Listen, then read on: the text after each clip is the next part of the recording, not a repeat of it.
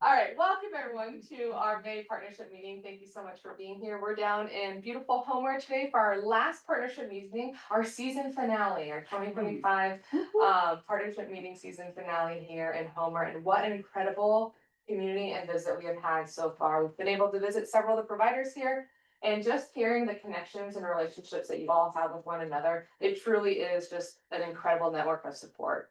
And so I think you can feel proud of yourselves and grateful for those networks, because that really supports every child and every family and just the thriving and connectedness of this community. So love being here and I'm so grateful today to be welcomed at South Peninsula Hospital. So with that, I'm going to welcome Deborah Garrity to lead our welcome for today.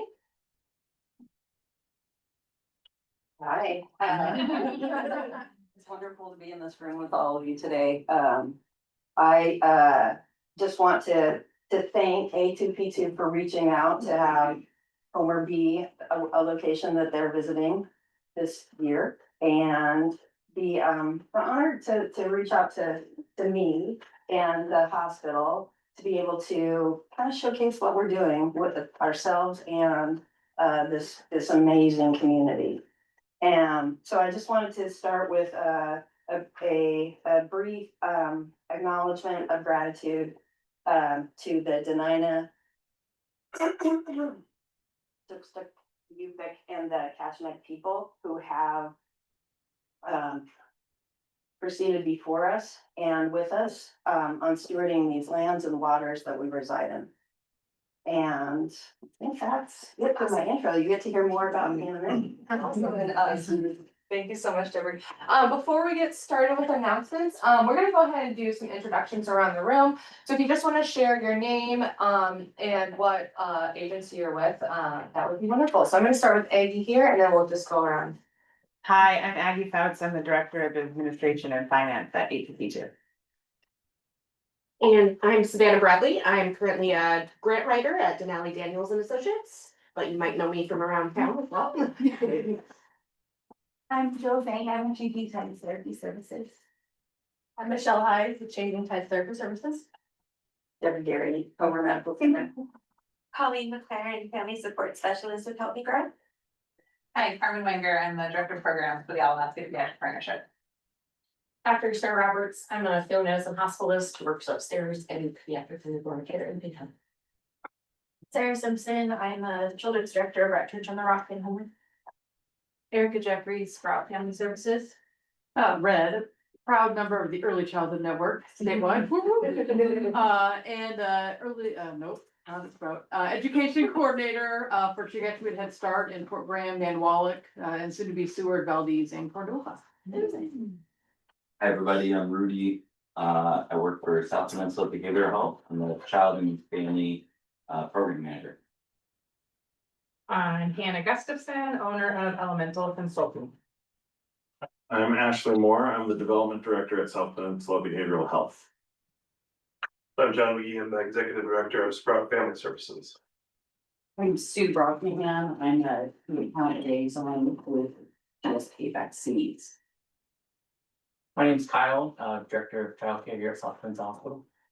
I'm Rebecca. I'm the Education Operations Specialist here at SPH. I'm Kayla Davis when I work at HMC, Deborah. Paulina, Matea, Alaska Family Services, Homerwood. Awesome, thank you so much. And my name is Brianne Honda-Keha, and I am the partnerships lead here at A2P2. And so if you're online and haven't had the opportunity, please go ahead and share your name and agency in the chat as well. So we have a wonderful agenda for today. I'm super excited. Before we kick off our presentations, we're gonna have Carmen share some of our announcements. Thank you so much. I'm on behalf of A2P2 or the Alaska Pediatric Partnership. I'm so thankful for you all to be here today and share all the things that are wonderful about your community, and with those joining online. You have about 30 people online that are excited to hear about Homer. This is also our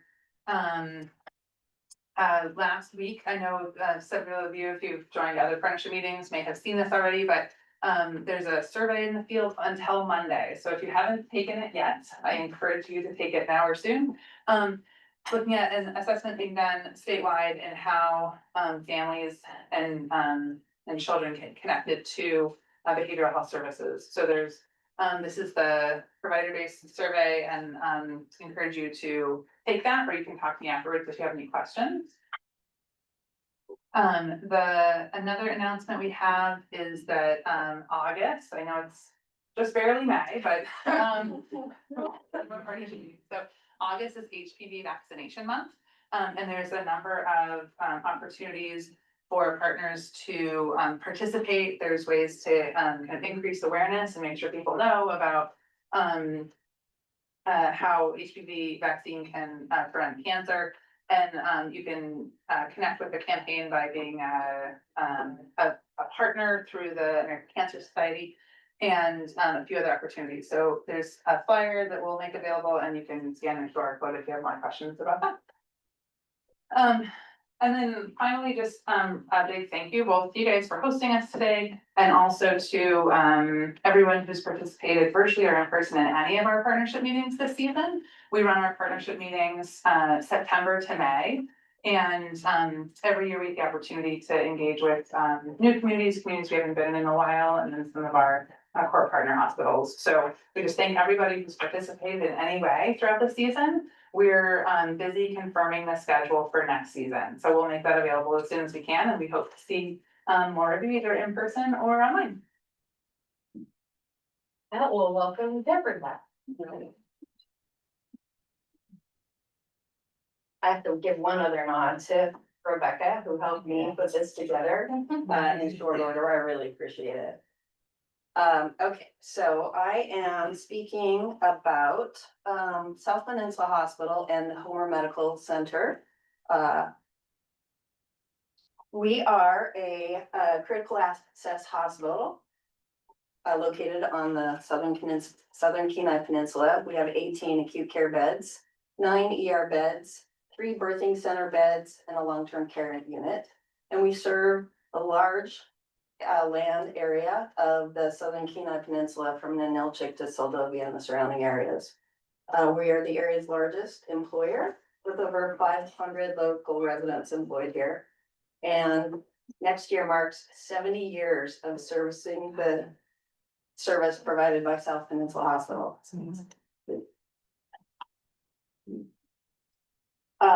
We have so this obviously is tailored towards pediatrics. At the hospital, we see between 140 and 150 deliveries each year, and roughly 30 deliveries in the community.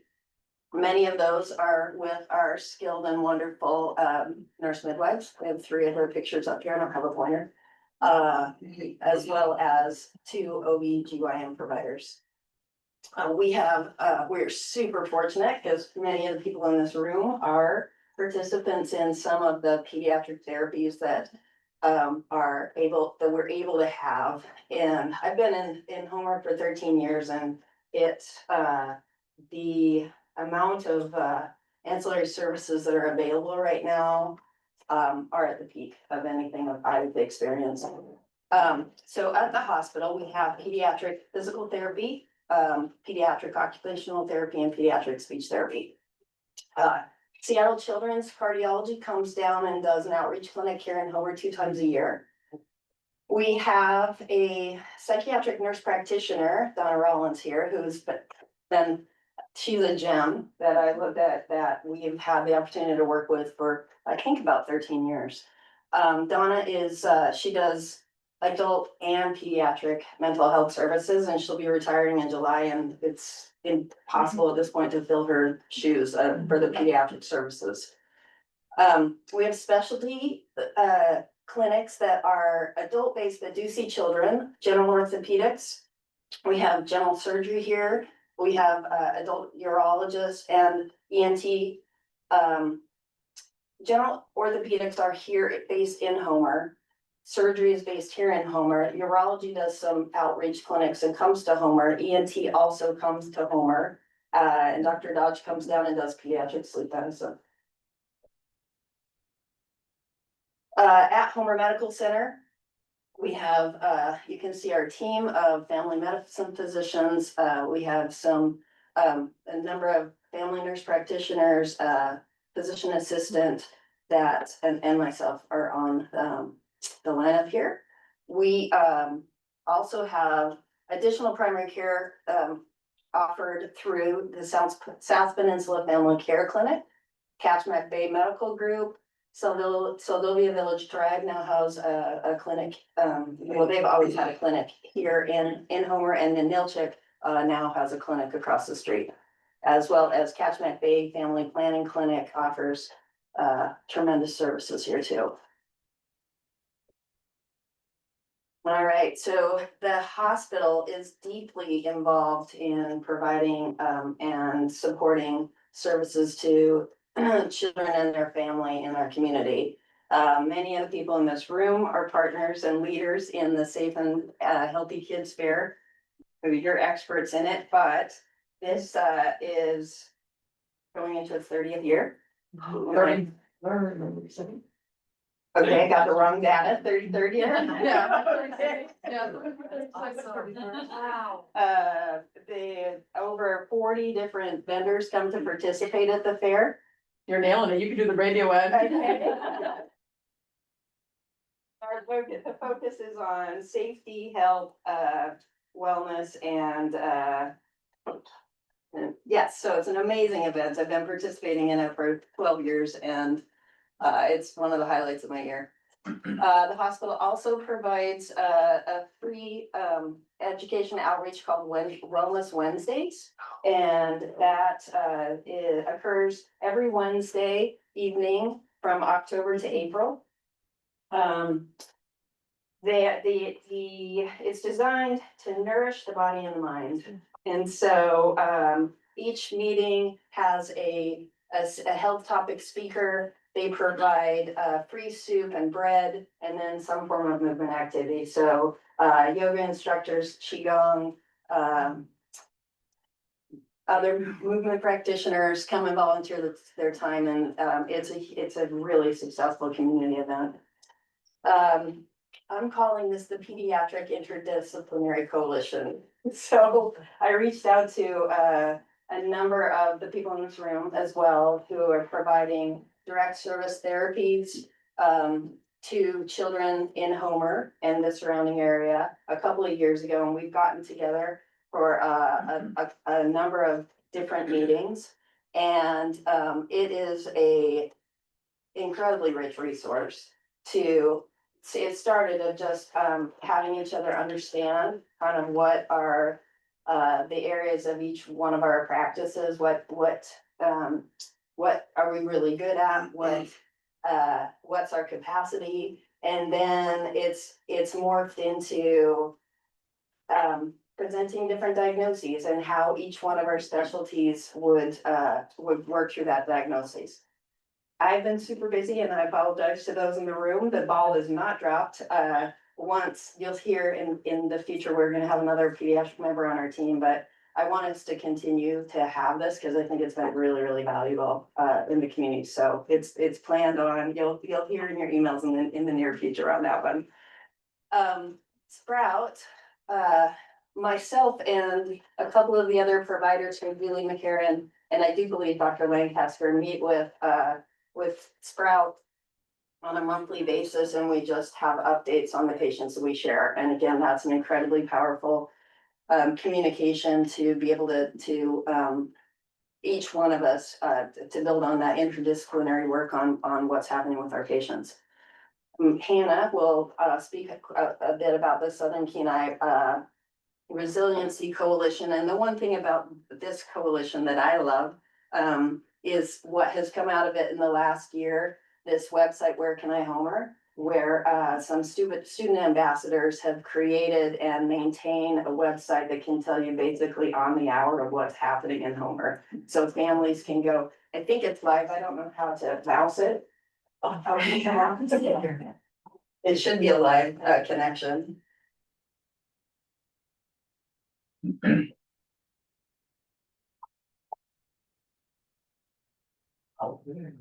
And so you can see every event has got categories. Is it a movement? Is it education? And so this is awesome. And if anybody is aware of it, who has resources that are targeted towards teens or families, please let these ambassadors know about what your events are and they'll get it up and live. It's a countdown to when it starts. We got 5 minutes to get that. Chaos Compass, I've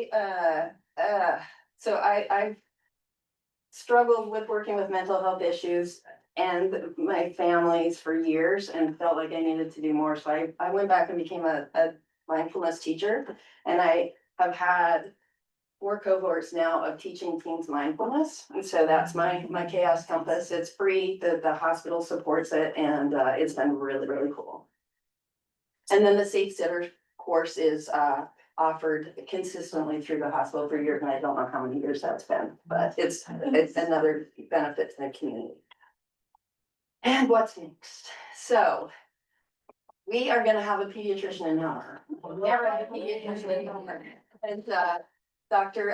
Lauren Dorsey Spitz is joining our team at Homer Medical next month. And so we're super, super excited to have her come, and I think she's gonna be Homer is really what she wants. She wants to land in a place where she's deeply immersed and is part of the community long term. So I think she's gonna be a great fit. Dr. Lawrence is a pediatric intensivist who is gonna be starting in August as one of the hospital. We have hospitalists that covered, Dr. Roberts is a hospitalist here at South Peninsula Hospital, and he'll be part of the team. So we'll also have med-peds coverage. We are at South Peninsula Hospital and Homer Medical and Catchment Bay. We are converting over to a new electronic medical record, Epic, and so it will streamline our ability to communicate with each other dramatically, and that's gonna happen in August. And it's right now, it's a little bit of a painful pregnancy, and I don't think the delivery is gonna be super easy, but we'll so this building right here is being renovated for our South Peninsula childcare facility. And that will serve roughly 60 children between the ages of 3 months and 12 years. And I don't have updates on opening days on that yet, but hopefully we will by at the end of the meeting.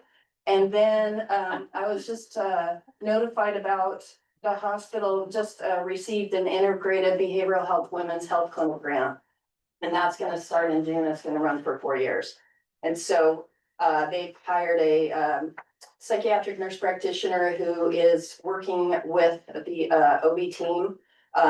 And they'll also have a behavioral therapist that will be integrated in with the OB team, a nurse and a project manager. And so that's gonna be absolutely fantastic. Yes, so that is it for me.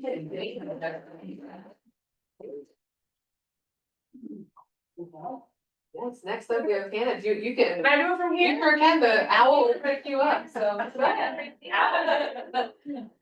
Alright, I don't have any slides, so I'm just gonna chat for a moment. So thank you for the invitation to be here today. My name is Hannah Gustafson. As I mentioned, I'm the owner of Elemental Consulting, and I've been working as a community organizer since the early 2000s. I actually started at UAA, where I went to school at Aggie.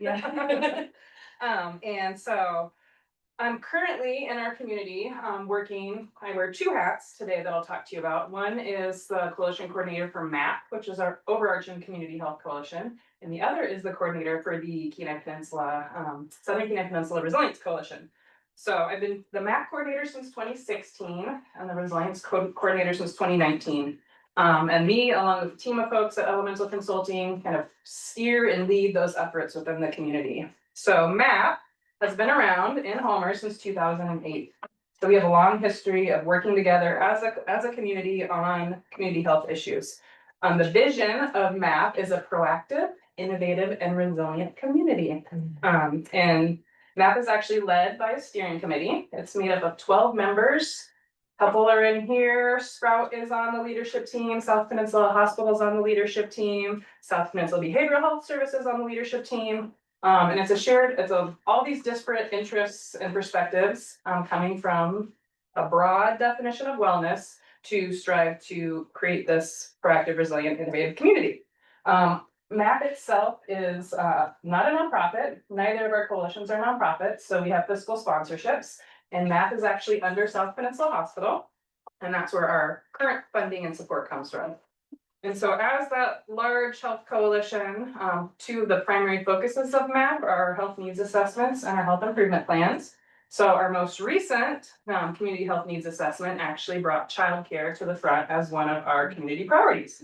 The others were housing and food security. So I'm just gonna speak a little bit about childcare today, and then I'm gonna invite Kyle to say a little bit as well, since he's here with the SPH childcare facility. So with these priorities, we realized there are resources available for families and resources coming into the community that maybe not everyone has tapped into. So over the last year, we worked on a communications plan around these three areas, and we'll be launching those soon. Currently working on securing some additional funding to implement the communication plans, and then also work to bring together those sectors and support them with like gratitude for the services they provide and offer some networking spaces. So looking to the future, we'll be hosting quarterly convenings of folks in childcare, food security, and those housing sectors.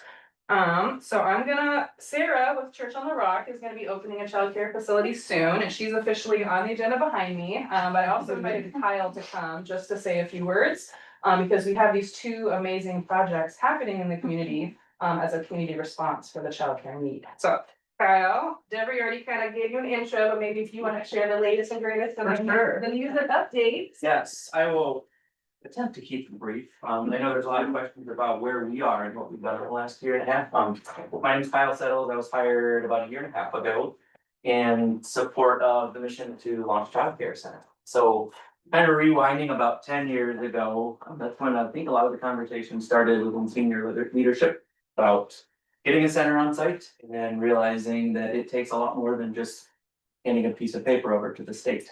Fortunately, about 2 years ago, our senior leadership applied for the innovation grant through Fred and we received that. And so that was the start of me.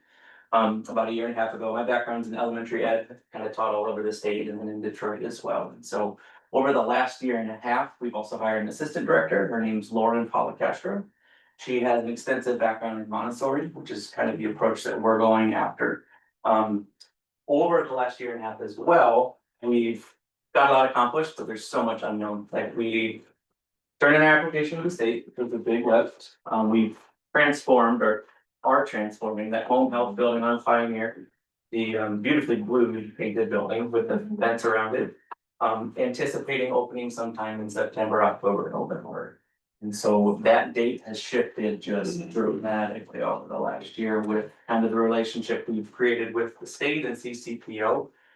We do know that once we are fully licensed, we'll serve up to 60 kiddos. We'll have 5 classrooms and a year-round outdoor classroom, which we're very excited about. So we're putting a very heavy emphasis on hands-on outdoor learning. And so the year-round outdoor classroom is actually being contracted with a local gentleman named Connor Eller. So he works for Solid Ground Construction and he's building a lot of the natural playscapes that we're gonna be putting in space.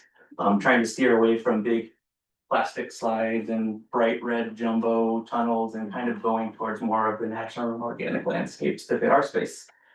And with that, we ran into all sorts of problems. And you know, the innovation grant, to be very transparent, 1.3 million. So we got 1.3 million from Fred and, you know, on paper, we're thinking, great, that's plenty to transform an old building. And as we started digging in and realizing that that's an old bank and there's no history of it and there's a bank vault and trying to go through those walls and adding toilets and everything, that's proved to be really cool. Especially with SPH, you know, we put all these line items out there thinking, okay, we can get these local contractors to work. In the last 3 years, the world has gone, you know, expense crazy. Yeah. And so what was $50,000 for a service then is now $90,000 or $100,000. And so that 1.3 shrunk a lot, especially once we decided to expand from 40 to 60 kids, once we realized we had the capacity. And so with that 1.3, been communicating a lot with Fred.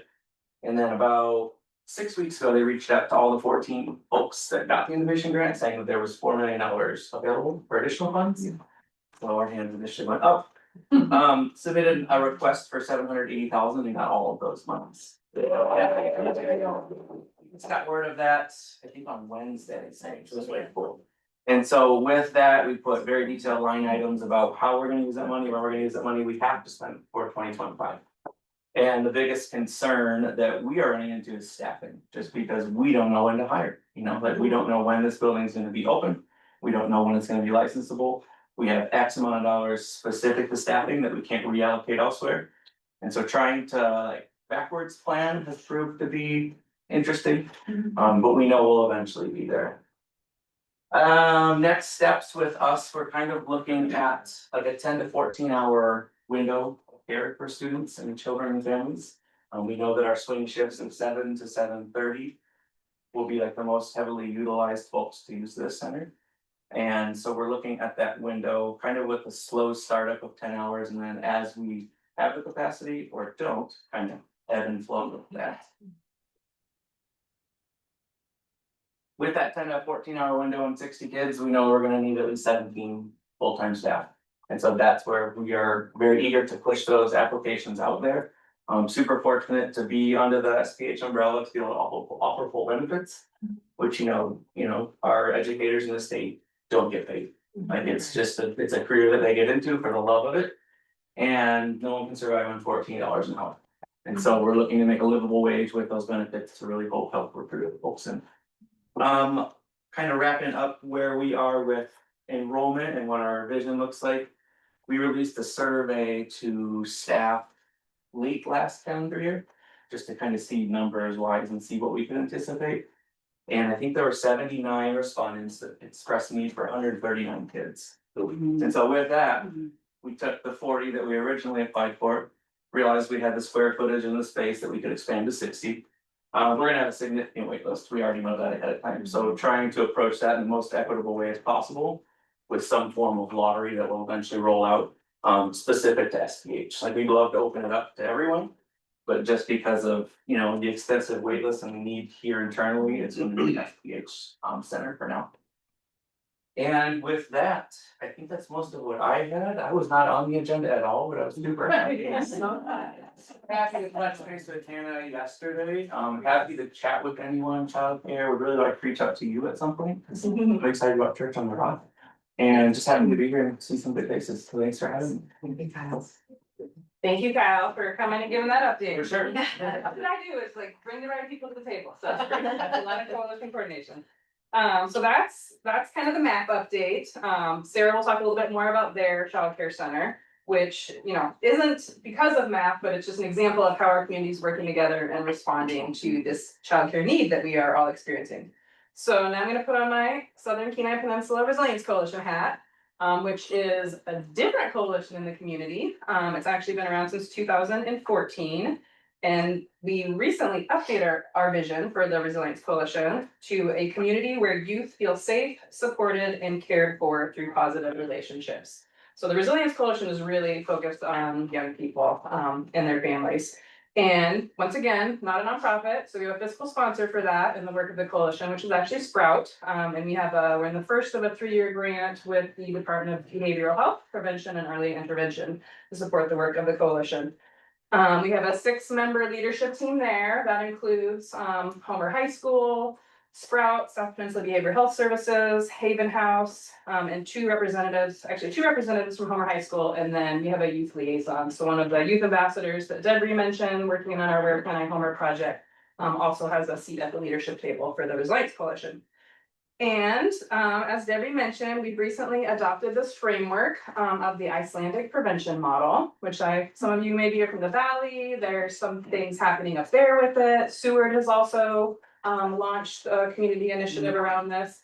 And so we have just within this last year, and it's under the name of Planet Youth Homer. And so really all of the work that's happening with the Resilience Coalition fits underneath that umbrella. We actually have a handful of active work groups.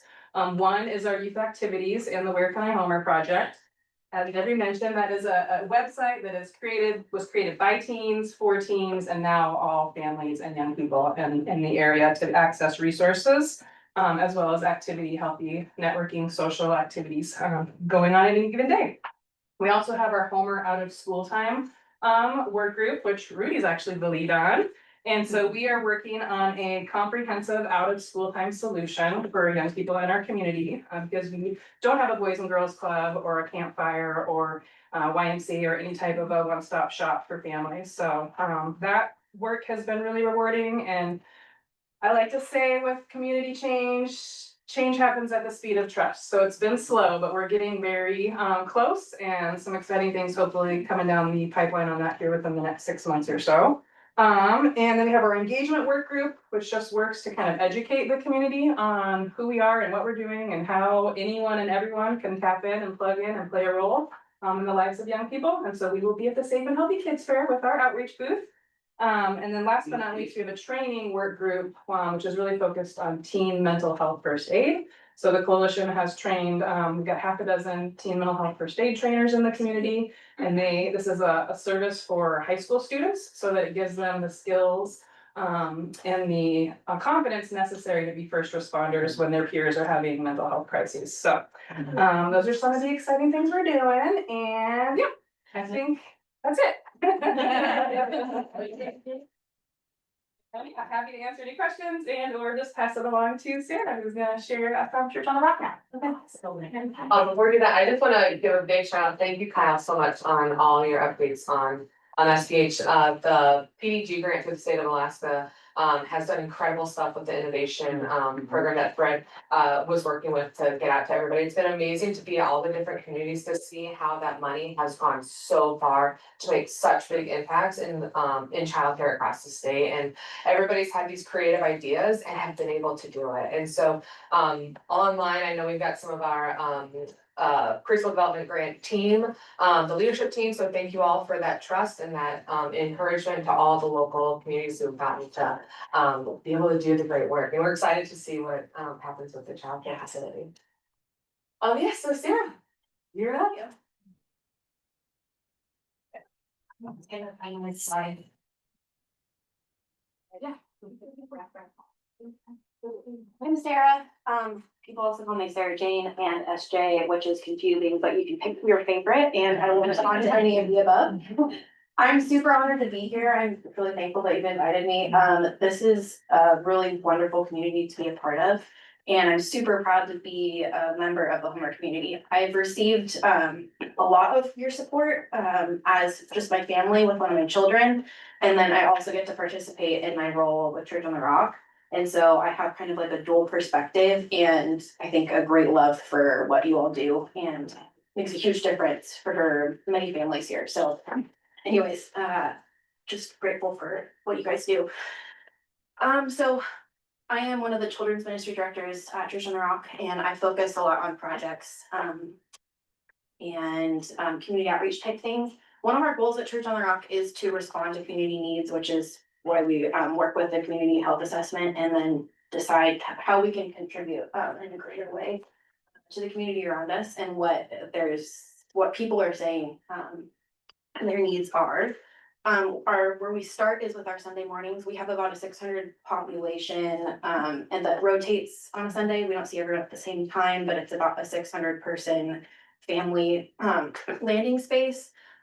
For our children's ministries, we have about 130 kids a week, and I think our kids population between the ages of 0 and 5th grade is 220 about that rotate in and out, and we've just seen that if we can ground families and give them a safe space together and meet kids' needs and give parents an opportunity for connection and a spiritual component, that it's really great for family health. So that's one of our main focuses. On a Sunday morning specifically, we have a little service for the 0 to 5 age kids, and then we have different groups for kindergarten through 5th grade as well.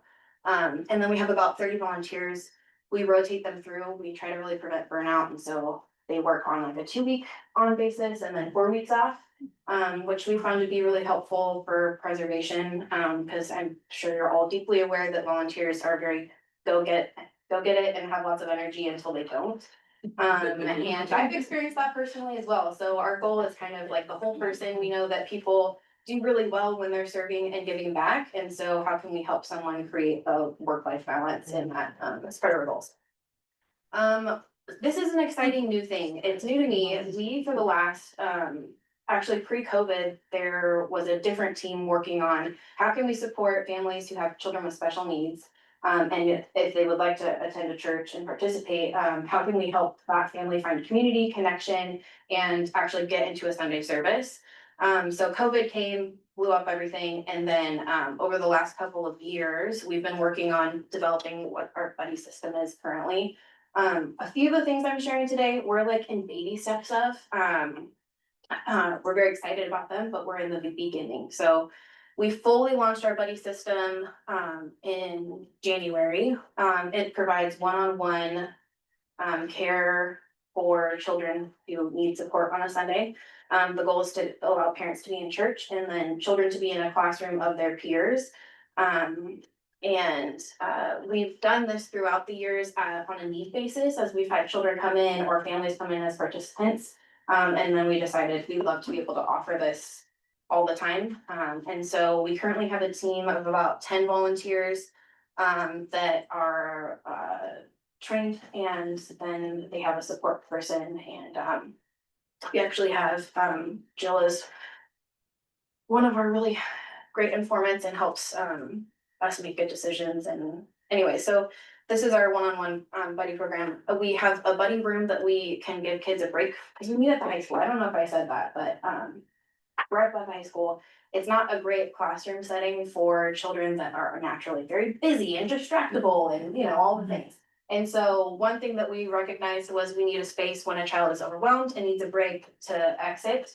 And so we always have a 2-on-1 policy. We never have like just one kid and one adult together, but we have a designated room now where we can have activity set up, sensory bins, and help a child regulate. And then sometimes they go back to class, sometimes they spend time in here. And then we also have a reset room, which is it's an empty unattended classroom that has some sensory toys and then some beanbag chairs, just a place. Sometimes nursing moms go in there. We have a child that has some sensory needs, and we'll just take breaks specifically during worship, too loud, too much stimulation, and so just a space that someone can go and find reprieve. So that's something that we're excited about. Weekly, we have a youth group that meets, and so the total population for that between the ages of 6th grade and 12th is about 95. I was looking through photos to try and like pull some for this, and I became like excited again about this specifically because there's sometimes when there's almost 100 kids and that there's a space in Homer, and I know that a lot of us provide these kinds of things, but it gives me so much encouragement and passion to know that there are places for kids to call, this is my safe space, and these are my people, and I belong here. We see our numbers go down during sports seasons because they're finding that in their sports teams and in those connections. And so that's a rich way that we're able as a community to provide landing zones for kids. There's about 65 a week and 13 volunteers. We have our playroom. We are open Monday through Wednesday, 9 to 2. It's free. It's a space for connection for friends, for people to come with their children. This is not our childcare facility. This is a place that you go with children. But our goal was to provide a landing space again that's safe, dry, and free, because that's kind of a need in our shoulder seasons in the heart of our winters.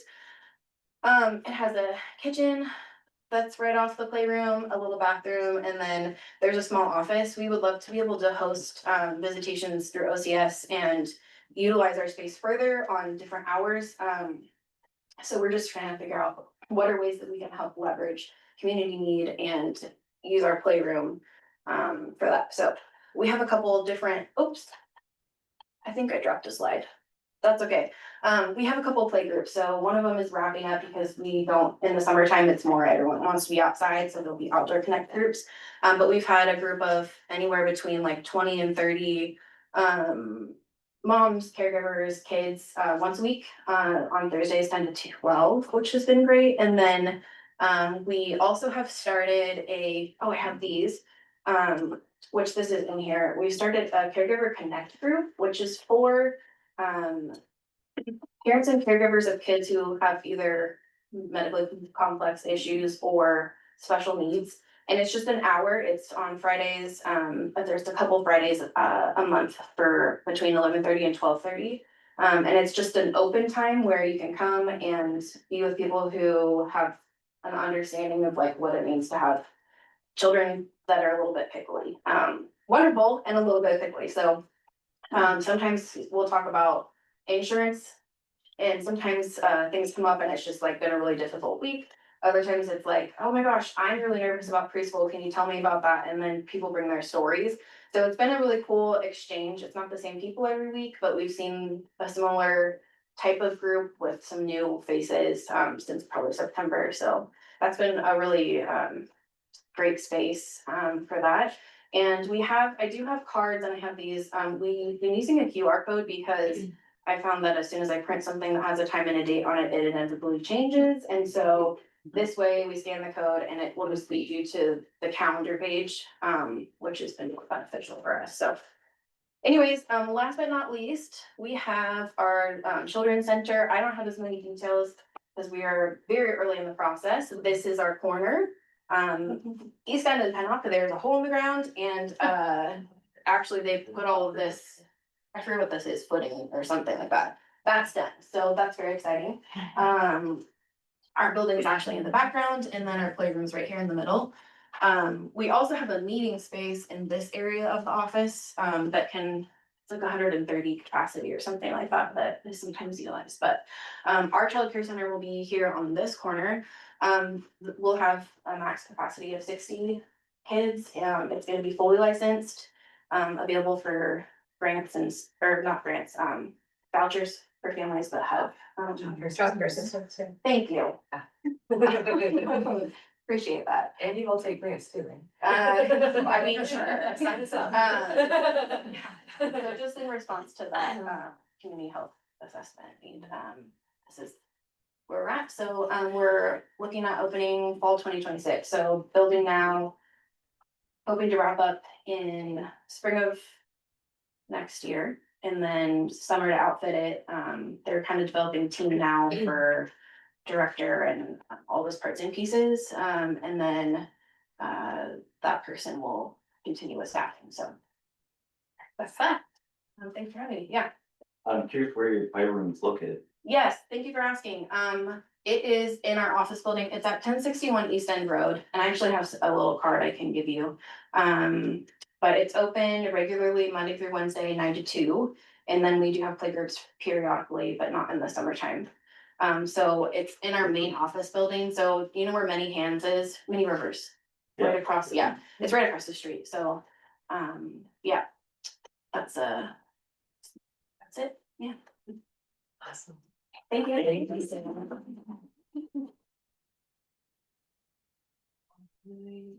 The contact information and John from Sprout.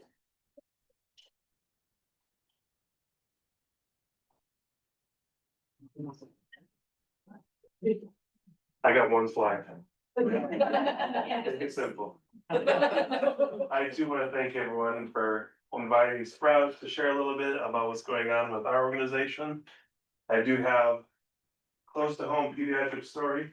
My third grandchild was born last night in this hospital. So after this meeting, I get to go home and meet my granddaughter for the first time. But we're all watching her older sister since last night. So I got like 3 hours of sleep, but the notes. But I'm the executive director of Sprout. I've been in that position for about 6 months now. Still kind of getting used to the feel of things and learning who's who and kind of getting my feet underneath me. But at Sprout, a lot of you are familiar with us and working with us in the past. But we're coming up on our 40th anniversary next year.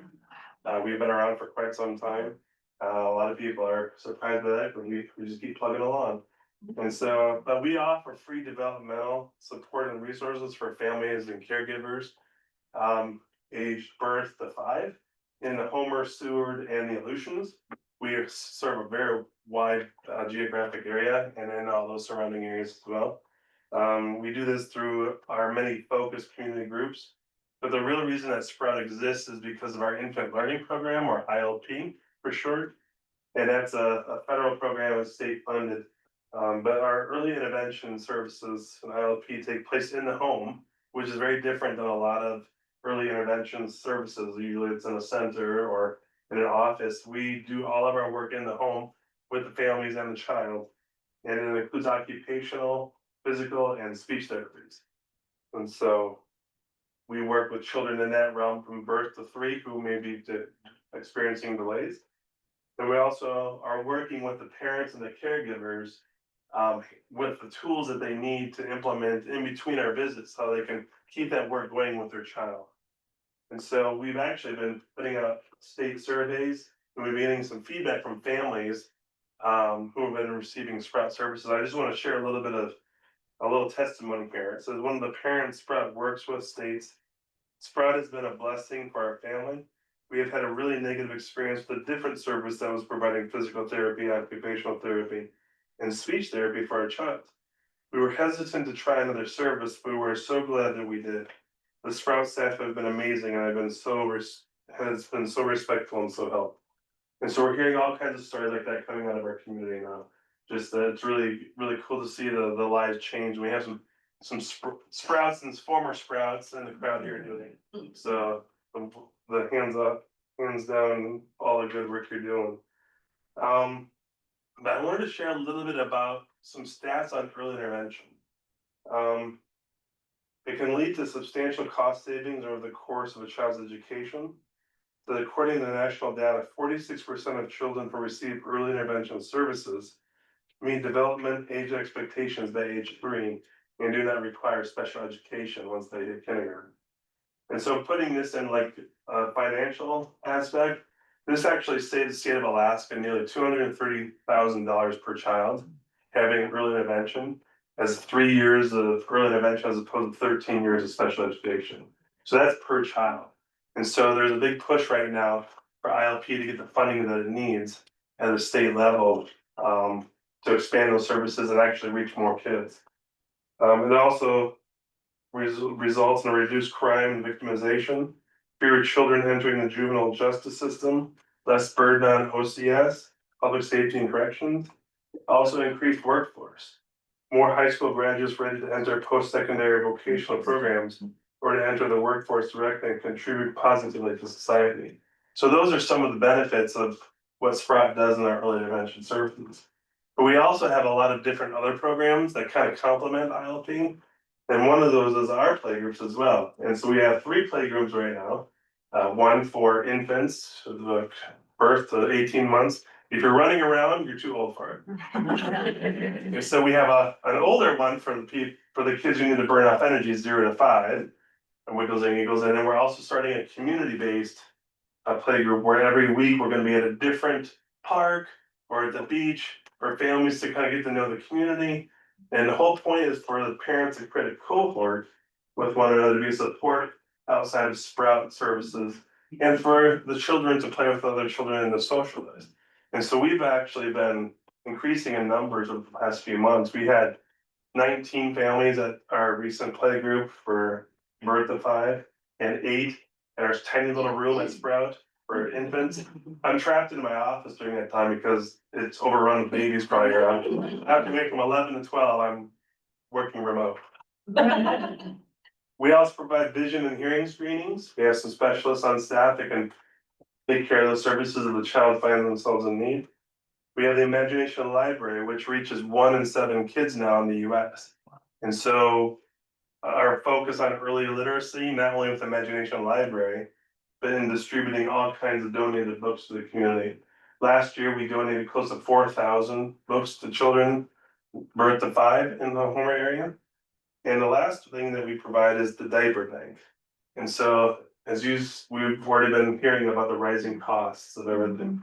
I don't know if you looked at the price of a box of diapers lately, but it's kind of getting out of touch. And so there's a lot of families who find themselves in needs, and we have a diaper bank. You just come in, ask for the size, you get that to you, the wipes, everything like that. And it's provided so many services to so many families in need. Last year, we gave over 15,000 diapers to our community. So that is the kind of the nutshell of what Sprout is. We do so many different little nuances to all of those things, but that's why I just did this, so you can take notes. So, but thanks, I appreciate it. So, he mentioned that there's efforts to improve access and funding for IOP, and just to put a note out there, if that's something you're interested in supporting, there is a Senate Bill 178, which is being heard right now, and so that's the effort to both look at eligibility and mechanisms for funding. And so just if advocacy is part of what you do, that's part of what's moving through the legislative cycle right now. In the story that you shared, John, that's exactly what they wanna hear, right? The senators and the legislators, they love hearing those impact statements from the stories, cause that's like the truth behind it. This is how it's changed my family's life. So if y'all have those stories, start sending them in, help them be happy. Awesome, thank you so much, John. All right, Rudy and Ashley. Great. We can get like that one. Yeah. We're good. I don't want to play live magic, you can't do.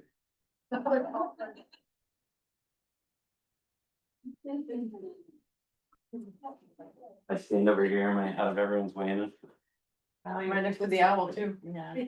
I'll stand close. All right, we're here representing the center. Thank you so much for having us.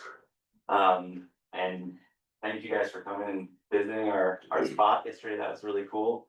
Great to show you around and get to know some new faces and some awesome resources that I wasn't completely aware of. So that's really exciting and fun. Okay, so we've been on the Southern Kenai Peninsula since 1979.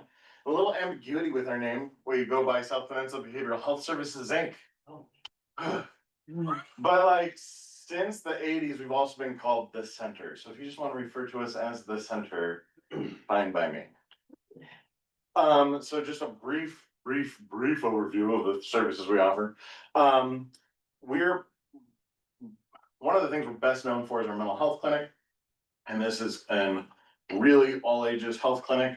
Providing, this is also where a lot of the supervision comes from many of the other services we offer. So therapy, group therapy sessions. Then we have emergency services. This is our, we have it in our building, but we also provide services to the emergency room here and the jail if necessary.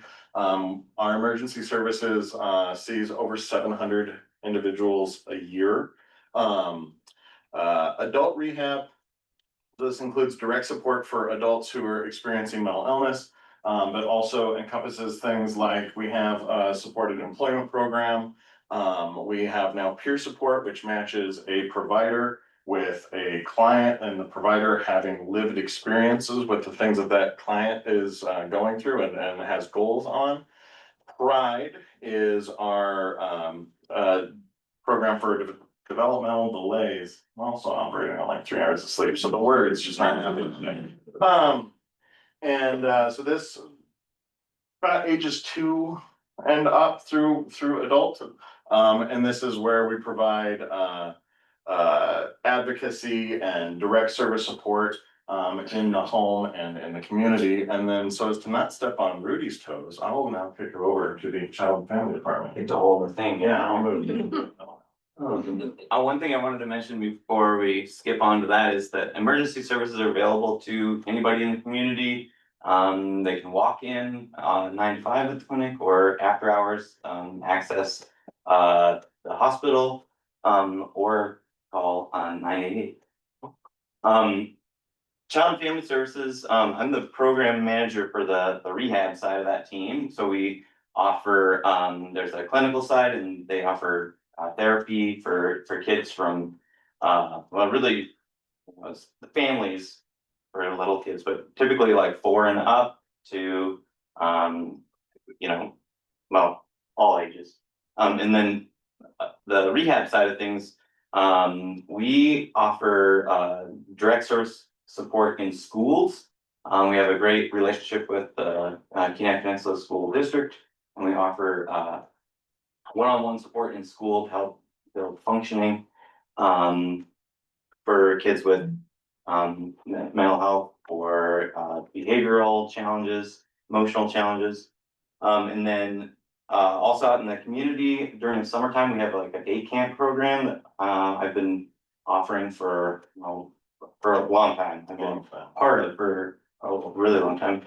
And I'm super excited about some of the collaborations we're gonna have this summer. We'll be partnering with the Center for Coastal Studies, Alaska Coastal Studies, Different Center. And then community recreation, with the library, council in the arts. So really cool stuff happening. And you know, we also provide case management. We have I think I have a slide for this is the Pride one. We've got our key campaign this year, where they, the lower photo, where they were in Juneau, meeting with legislators and advocating for, people experiencing developmental disabilities. It's pretty cool. There's our team. We call our program in the school STEPS, students and teachers engaged with parents and specialists.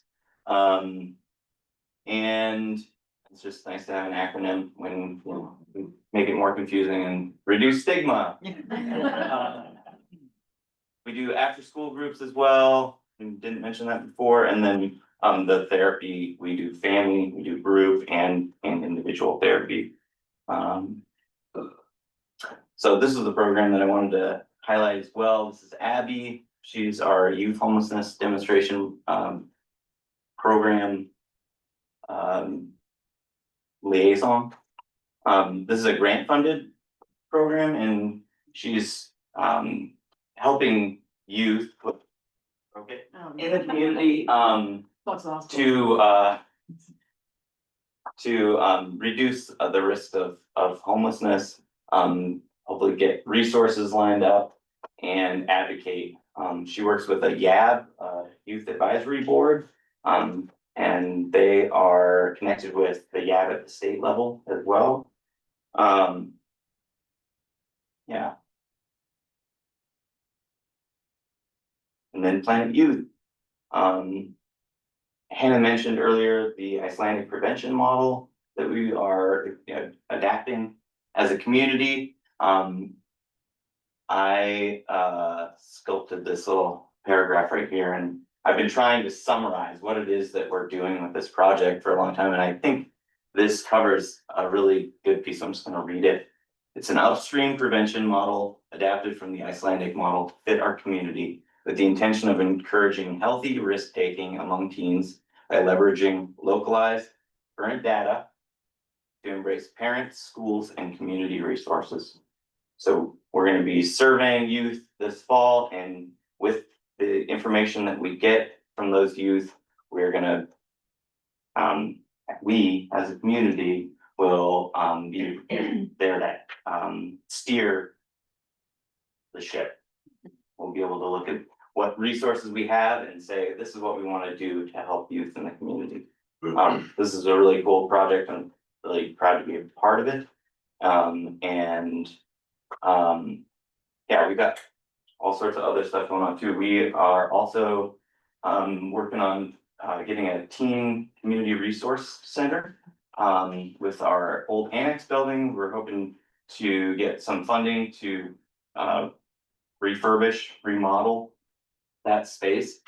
And then we at the end of the month, May now. Yeah. At the end of the month, we're gonna be doing a community walkathon. And we're inviting all of you to join that. And that'll help raise awareness and also hopefully some funds so that we can put it towards a project that is gonna be directly related to our problem. So, anything else? Oh wait, I had one more. It was a lending library. We have a lending library now at the center that was a grant from the Homer Foundation. And there's books and resources for families that are related to mental health. And anybody in the community is welcome to check those out. They can just come into the center and It's in the child waiting room, little bookshelf. And all those resources are available. Did we cover it all, Ash? Thank you, God. Okay. Any questions? Does this work still? Yes.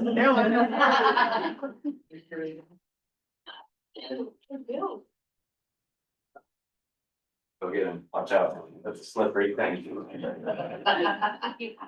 Just trouble.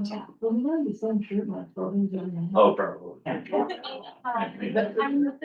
Jill Sankman, Changing Tides Therapy Services. I'm actually the owner and then a treating clinician, and I'm a former sprouter too, because it's actually my first job when I got into Homer 15 years ago.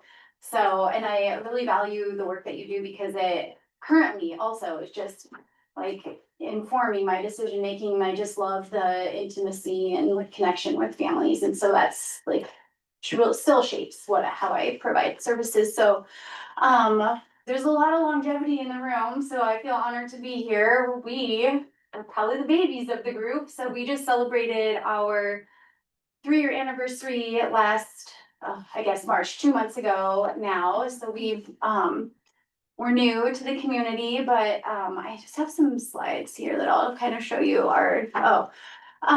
so we offer speech. I'm a speech and language pathologist, and we have a 3-member speech and language team, and then we have a 5-person occupational therapy team, and then we also offer ABA services for families with children that experience autism. And so one of our goals is to try to be a support for families where they can come and receive a variety of services without having to, like, we try to stack their appointments so they can come and just get all the services like at one time in one setting. And all of our services are offered in a play-based model. And so, and we just relationship-based services is really at the core of what we offer. And so we want to connect with families on a personal and professional level. And then really that's at the foundation of what we do. We have families that come all the way from 45 minutes up the road. We have families that pull their kids out from school across the bay to fly over and receive services and then go back. We also have families that come from Soldotna and they come down to Homer to be a part of our ABA program. And so we're just really kind of trying to fill a need in the community. We're actually currently scheduling about 60 sessions a day across it's not 60 clients a day because some of our clients receive more than one service, but 60 services or sessions a day. So it's really, we're busy. And so we've moved once and we're in our second home and we're already like busting at the seams. So I'll kind of show you our space right now because I don't think many of you guys have had a chance to go there, but wish I could run a steamer on this tent, but we have a couple, I think of it like open concept therapy. So we have gyms. So we have 2 big gyms.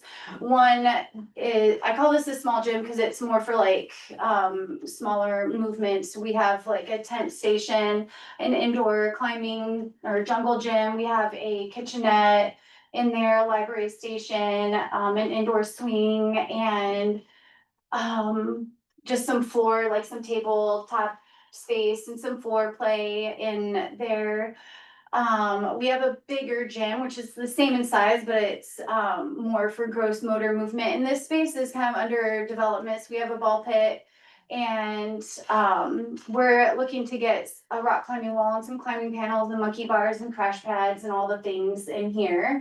And then we have I call it the bubble room. I think everyone at the clinic calls it something different, but I'm gonna go with what I call it. It's bubble room. And so it has just like the fiber optic light cables and it's just a lowers. Our place can get really busy and can be loud. And so this is just a space for kids to go, or even some client or clinicians sometimes if they need just to get away from the busyness. But we have that. This is our team. And yeah, I think, am I missing anything? So, the pay. We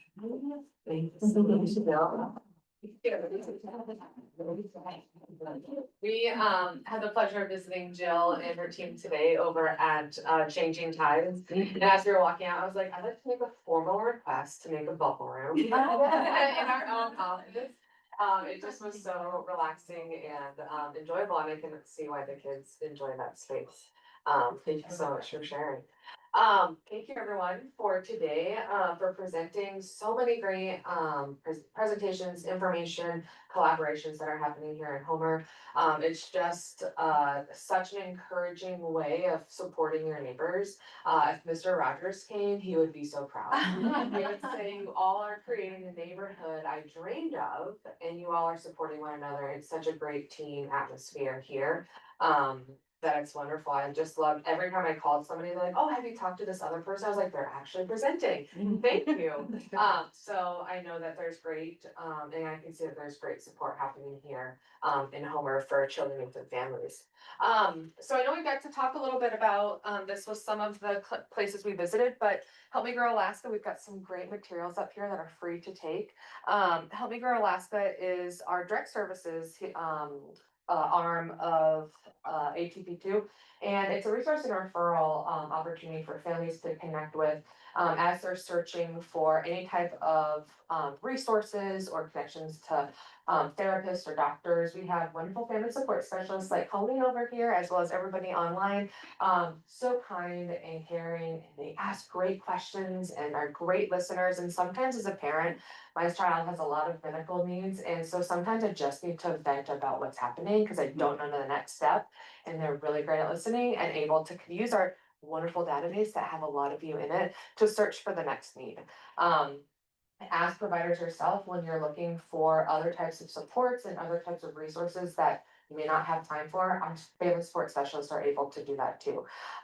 So we have lots of information here about Help Me Grow. You can also use our QR code here to order any of these great materials. We've got wonderful books that are adaptations of the CDC Learn the Science Act Early. So we've got one on Baby's Busy Day, Where's Bear? It's a terrific tale for 2-year-olds, and then Amazing Me, and it's geared towards preschoolers. And so these all highlight the developmental milestones. And we had a wonderful project where we made them Alaska versions. So these are all done by Alaska artists who are also engaged in supporting children across the state, which is all really wonderful. So these are really great materials that are, I hope to not take anything home, so take this. I know the ladies at WIC are like, we'll take any extras, so if y'all don't take it, they will. And then we also, this is the order thing, if you want to take a picture of your iPhone, there's also stuff over there. Our partnership access line Pediatric Alaska, I know we talked about this yesterday with Deborah. If you're a prescribing medical provider, this is also a place to go to refer or to get some support about how to support patients who are going through psychiatric episodes or psychiatric support. This is through Seattle Children's Hospital, so there are actual psychiatrists there to help meet your needs and help support you with whatever questions you might have. So this is also a really wonderful resource. And yeah, our next meeting will be September 5th in Dillingham. We got confirmation that we will be there. We tried going last December and we got to there, but we never landed. So we're gonna try again, and they're super excited to welcome us back. So with that, we're gonna close the meeting and close the season of partnership meetings. So thank you everyone for your wonderful hospitality into the hospital for supporting us. So yay, Homer. Wonderful. Thank you. And there's